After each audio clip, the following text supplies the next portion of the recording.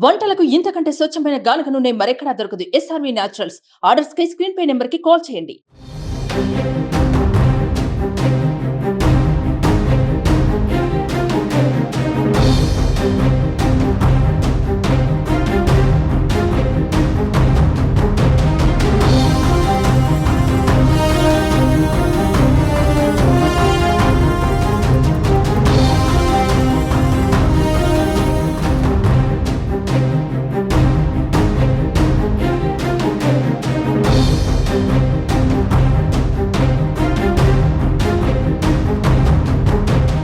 ప్రధానమంత్రి నరేంద్ర మోదీతో టీడీపీ అధినేత చంద్రబాబు, జనసేన పార్టీ అధ్యక్షుడు పవన్ కళ్యాణ్ సమావేశమయ్యారు.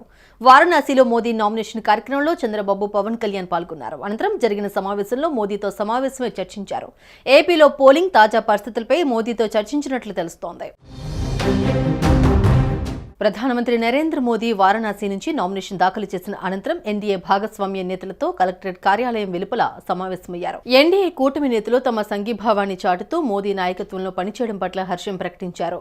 ఎన్డీఏ కూటమి నేతల బల ప్రదర్శనలో రక్షణ శాఖ మంత్రి రాజ్నాథ్ సింగ్, హోంమంత్రి అమిత్ షా, బీజేపీ జాతీయ అధ్యక్షుడు జేపీ నడ్డా, ఉత్తరప్రదేశ్ ముఖ్యమంత్రి యోగి ఆదిత్యనాథ్, టీడీపీ అధినేత చంద్రబాబు, జనసేన అధ్యక్షుడు పవన్ కళ్యాణ్ సహా 23 మంది ఎన్డీఏ నేతలు పాల్గొన్నారు.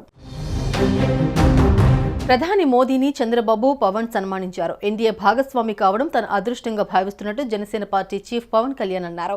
తాను వ్యక్తిగతంగా మోదీ అభిమానిని చెప్పారు. ఆంధ్రప్రదేశ్లో ఎన్డీఏ క్లీన్ స్వీప్ సాధించనున్నట్టు తెలిపారు.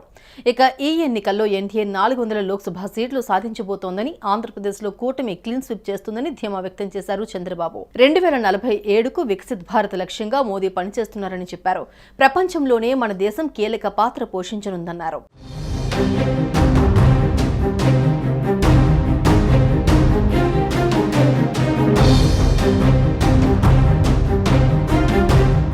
సుమన్ టీవీలో మీ పర్సనల్ అండ్ బిజినెస్ ప్రమోషన్స్ కోసం కింది నెంబర్కి కాంటాక్ట్ చేయండి.